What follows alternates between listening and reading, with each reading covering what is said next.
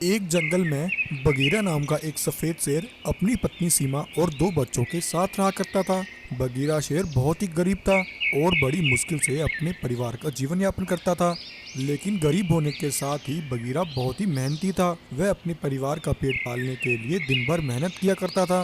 Bagheera हर शाम अपने घर आकर बच्चों के साथ खुशी से भोजन करता और हंसी खुशी अपने बच्चों के साथ अपना जीवन व्यतीत कर रहा था।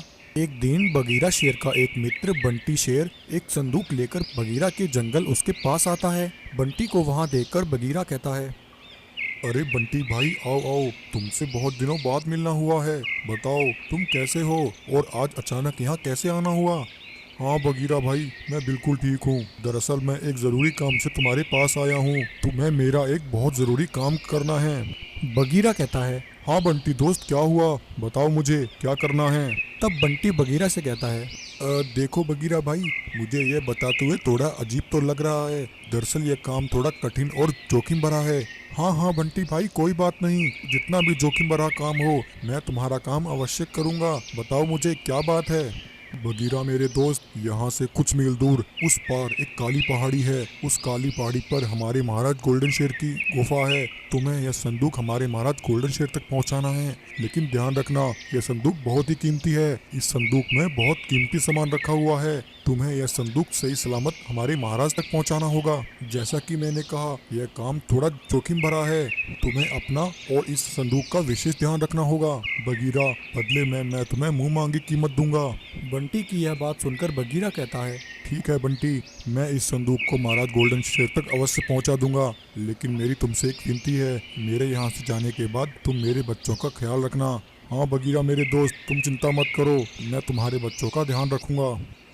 ऐसा कहकर बगीरा शेर उस संदूक को लेकर वहां से चल पड़ता है। कुछ मील चलने के बाद बगीरा अपने जंगल से बाहर एक नदी किनारे आ जाता है। तभी बगीरा को पास में ही नदी किनारे एक नाव दिखाई देती है। बगीरा उस संदूक को नाव में रख लेता है और उस नाव से नदी को पार करने लगता है। वह नदी बहुत ही सुनसान थी। चारों तरफ बड़े बड़े पेड़ और झाड़ियां ही थीं। दूर दूर तक बगीरा के अलावा कोई नजर नहीं आ रहा था। बगीरा अपने नाव में ही था कि तभी अचानक उसे अपने चारों ओर से कुछ नाव आती हुई दिखाई देती हैं। वे नाव खूनी लुटेरे बागों की थी। वे सभी लुटेरे बाग बड़े ही खतरनाक थे। वे लुटेरे बाग अक्सर नदी के रास्ते से आने जाने वाले व्यापारियों का रास्ता रोककर उनका सामान लूट लिया करते थे और उनको कत्ल कर दिया करते थे। उस दिन वे लुटेरे बाग बगीरा की नाव को रोक लेते हैं। तभी एक बाघ कहता है, अरे ओ सफेद शेर, तुम मेरी बात ध्यान से सुनो। अगर तुम्हें अपनी जान प्यारी है और तुम अपने घर वापस जिंदा लौटना चाहते हो तो चुपचाप ये संदूक हमारे हवाले कर दो और अपनी नाव लेकर यहीं से वापस लौट जाओ। उन लुटेरे बाघों को देखकर बगीरा बहुत ज्यादा डर जाता है और कहता है, अरे भाई तुम कौन हो और तुमने मेरा रास्ता क्यों रोका है। मुझे जाने दो, मैं एक जरूरी काम से जा रहा हूँ। मेरे पास कुछ भी ऐसा नहीं है जो मैं तुम्हें दे सकूं और इस संदूक में तो कुछ भी नहीं है। तुम इस संदूक का क्या करोगे। तभी बाघ कहता है, मूर्ख शेर, लगता है तू ऐसे नहीं मानेगा। तभी कुछ बाघ बगीरा की नाव पर आज और बगीरा पर हमला करके बगीरा को वहीं जान से मार डालते हैं। लुटेरे बाघ बगीरा को मारकर उसे नदी में फेंक देते हैं और वह संदूक लेकर वहां से चले जाते हैं। वहीं ऐसे ही 3 दिन बीत जाते हैं। इतने समय तक बगीरा के वापस न लौटने पर उसकी पत्नी सीमा बहुत परेशान हो जाती है। तब सीमा बंटी शेर से कहती है, बंटी शेर, 3 दिन बीत गए हैं और मेरे पति का कोई अता पता नहीं है। वह कब वापस आएंगे? तुमने उन्हें कहाँ और किस काम के लिए भेजा है? मेरे सब्र का बांध अब टूट रहा है। मुझे बहुत चिंता हो रही है। कहीं उनके साथ कोई अनहोनी तो नहीं हो गई? मुझे सब सच सच बताओ, उस संदूक में ऐसा क्या था? बंटी शेर कहता है, सीमा बहन, तुम चिंता मत करो, बगीरा बहुत ही बहादुर है, वह जल्द ही अपना काम पूरा करके वापस आ जाएगा। अगले दिन जब सीमा अपने बच्चों को लेकर नदी किनारे पानी पीने जाती है, तभी उसे खून से लथपथ बगीरा की लाश नदी में तैरती हुई नजर आती है। बगीरा की लाश को ऐसी हालत में देखकर सीमा की आंखें फटी की फटी रह जाती हैं। सीमा बहुत दुखी हो जाती है और रोने लगती है। हे भगवान, बगीरा शेर, यह तुम्हें क्या हो गया? तुम्हारे साथ यह सब किसने किया? तुम मुझे अकेला छोड़कर कैसे जा सकते हो? तभी बंटी शेर भी वहां आ जाता है। बगीरा की लाश को देखकर बंटी भी हैरान हो जाता है और कहता है, हे भगवान, आखिर अनहोनी हो ही गई। मुझे जिस बात का डर था यह तो वही हो गया। तब बंटी शेर सीमा को सारी बात बताता है। सीमा बहन, मुझे माफ कर दो, मैंने तुम्हारे पति को मौत के मुंह में भेज दिया। उस संदूक में एक जादुई मणि थी, उस मणि के अंदर अद्भुत शक्तियां हैं। वह जादुई मणि मुझे सही सलामत हमारे महाराज गोल्डन शेर तक पहुंचानी थी। उसके लिए मैंने बगीरा को यह काम सौंपा था, लेकिन मैंने बगीरा को सावधान किया था कि वह रास्ता बहुत ही खतरनाक है। सीमा बहन, यह अवश्य उन्हीं लुटेरे बागों का काम है। उन्होंने वह संदूक बगीरा से छीन लिया और बगीरा को मारकर नदी में फेंक दिया। यह सुनकर सीमा शेरनी और उसके बच्चे फूट फूट कर रोने लगते हैं। अब सीमा अकेली हो जाती है और अकेले ही अपने बच्चों का पालन पोषण करती है। जो काम बगीरा किया करता था, अब वह काम सीमा शेरनी अपने बच्चों के साथ करती है और मेहनत मजदूरी करके अपने बच्चों को पालती है। लेकिन सीमा शेरनी के मन में बदले की आग थी। सीमा अपने पति की मृत्यु के आग में जल रही थी। वह उन लुटेरे बागों से अपने पति की हत्या का बदला लेना चाहती थी, जिसके लिए वह अपने बेटे के बड़े होने का इंतजार कर रही थी। तो प्यारे दोस्तों, यह इस कहानी का पहला भाग है। इस कहानी के अगले भाग में हम देखेंगे कि सीमा शेरनी कैसे अपने पति की हत्या का बदला उन लुटेरे बागों से लेती है। अगर आपको ये वीडियो अच्छी लगी हो तो वीडियो को लाइक करें, शेयर करें। ऐसी मजेदार कहानियाँ देखने के लिए चैनल को सब्सक्राइब करें।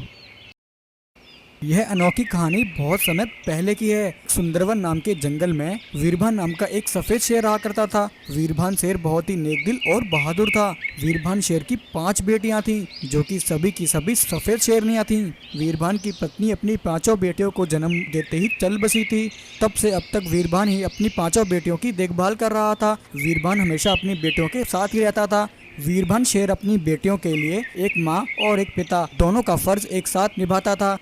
ऐसे ही एक बार वीरभान शेर अपनी 5 बेटियों को लेकर जंगल से जा रहा था। तभी वीरभान शेर अपनी बेटियों से कहता है, मेरी बेटियों, जरा ध्यान से चलना, कहीं तुम्हें कोई जानवर खा ना जाए।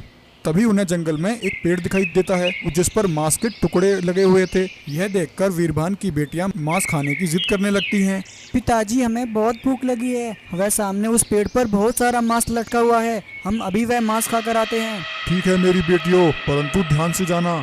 लेकिन वह पेड़ कोई साधारण पेड़ नहीं था। वह तो एक शैतानी शक्तियों वाला खूनी बाघ था, जो अपनी माया से पेड़ का रूप धारण करके उनके सामने आकर खड़ा हो गया था। लेकिन वह पेड़ कोई साधारण पेड़ नहीं था। वह तो एक शैतानी शक्तियों वाला खूनी बाघ था, जो अपनी माया से पेड़ का रूप धारण करके उनके सामने आकर खड़ा हो गया था। सफेद शेरनियों को बहुत भूख लगती है। वे सभी भागी भागी मांस के पेड़ के पास आती हैं और उससे मांस तोड़कर खा जाती हैं। मांस खाकर उन सभी का पेट भर जाता है, लेकिन उन्हें क्या पता था कि उनके साथ क्या होने वाला है। वीरभान शेर और उसकी बेटियों की जाते ही वह खूनी बाघ अपनी असली रूप में आ जाता है और कहता है, अब आएगा मजा मेरे जादुई मांस खाकर। अब उनका क्या हाल होने वाला है। मैं उस वीरभान की 5 बेटियों को खा जाऊंगा। वहीं जैसे ही सुबह होती है, वीरभान शेर देखता है कि उसकी सभी बेटियों के पेट में से वही मांस का पेड़ उगा हुआ है और उन पेड़ों पर वह मांस भी लगा हुआ था। यह देखकर वीरभान शेर हैरान हो जाता है और उसे कुछ समझ नहीं आता। हे भगवान, यह मेरी बेटियों को अचानक से क्या हो गया। तभी इतने में वह खूनी बाघ भी वहाँ आ जाता है। शैतानी बाघ अपनी शक्तियों से वीरभान शेर पर हमला करता है और वीरभान को घायल कर देता है। वह खूनी बाघ वीरभान की बेटियों को लेकर अपनी गुफा में आ जाता है। शैतानी बाघ अपनी गुफा में आकर उन सफेद शेरनियों के पेट में जो पेड़ लगा हुआ था उसे मांस निकालकर खा जाता है और अपने शैतानी बाघों की सेना को भी खिलाता है। जादुई मांस खाते ही बाघ की शैतानी सेना ठीक हो जाती है। बाघ और उसके सभी सैनिक मांस खाते ही शक्तिशाली हो जाते हैं। खूनी बाघ अपने सैनिकों से कहता है, मेरे सैनिकों, ये सभी शेरनियां वीरभान शेर की बेटियां हैं। हम इन सबको बाद में आराम से खाएंगे, लेकिन इससे पहले हमें वीरभान शेर को खत्म करना है और उसके जंगल पर कब्जा करना है। ऐसा कहकर वह शैतानी बाघ वीरभान की बेटियों को वहीं कैद कर देता है और अपनी शैतानी सेना को लेकर वीरभान शेर को मारने के लिए वहां से निकल पड़ता है। उधर जब वीरभान शेर को होश आता है, वह भागा भागा गोल्डन शेर के पास आता है और कहता है, मेरे दोस्त गोल्डन शेर, मेरी सहायता करो। एक शैतानी बाघ ने मेरी बेटियों को कैद कर लिया है। मेरी सभी बेटियां खतरे में हैं और उनके पेट में एक अजीब सा पेड़ भी उगा है। वह खूनी बाघ मेरी बेटियों को मारकर खा जाएगा। उस खूनी बाघ से मेरी बेटियों को आजाद कराने में तुम मेरी मदद करो। वीरभान शेर की बात सुनकर गोल्डन लायन कहता है, ठीक है वीरभान, तुम मुझे उस शैतानी बाघ के पास ले चलो। तब वीरभान शेर गोल्डन लायन को लेकर उसी जंगल में आ जाता है जहाँ वह खूनी बाघ था। तभी सामने से एक गाय उनके सामने आती है और कहती है, अरे शेर महाराज, लगता है आप कहीं दूर से आ रहे हैं। आप दोनों थक गए होंगे, यह लो मैं तुम दोनों के लिए मांस लेकर आई हूँ, इसे खाकर तुम अपनी थकान मिटाओ। दरअसल वह खूनी बाघ था जिसने गाय का रूप धारण कर रखा था। गाय की बात सुनकर गोल्डन शेर उसकी बातों में आ जाता है और मांस खाने के लिए आगे बढ़ता है। तभी वीरभान शेर गोल्डन लायन को रोकते हुए कहता है, रुको मेरे दोस्त, यह मांस मत खाओ, यह एक छलावा हो सकता है। वीरभन शेर के इतना कहते ही उस गाय को बहुत गुस्सा आता है और खूनी बाघ अपनी असली रूप में आ जाता है और साथ ही उस खूनी बाघ की सेना भी वहां प्रकट हो जाती है। शैतानी बाघ के सैनिक गोल्डन लायन को घेर लेते हैं। मौका मिलते ही शैतानी बाघ वीरभन शेर पर हमला करता है और वीरभन शेर को वहीं मार डालता है। यह देखकर गोल्डन शेर को बहुत गुस्सा आता है। गोल्डन शेर एक एक करके अपनी शक्तियों से बाघ के सभी सैनिकों को मार डालता है। यह देखकर खूनी बाघ हैरान हो जाता है और वहां से अपनी जान बचाकर भागने लगता है, लेकिन गोल्डन शेर खूनी बाघ पर हमला कर देता है और उस शैतानी बाघ का अंत भी वहीं कर देता है। शैतानी बाघ और उसकी सेना को मारने के बाद गोल्डन शेर उसकी गुफा में आता है और वीरभन शेर की 5 बेटियों को आजाद कर देता है। बेटियों, मुझे माफ करना, मैं तुम्हारे पिता वीरभान को नहीं बचा सका। अब से मैं तुम्हारा पिता बनकर तुम सबका पालन पोषण करूंगा। आज से तुम सब मेरी बेटियां हो। ऐसा कहकर गोल्डन लायन उन 5 सफेद शेरनियों के साथ जंगल में हंसी खुशी रहने लगता है।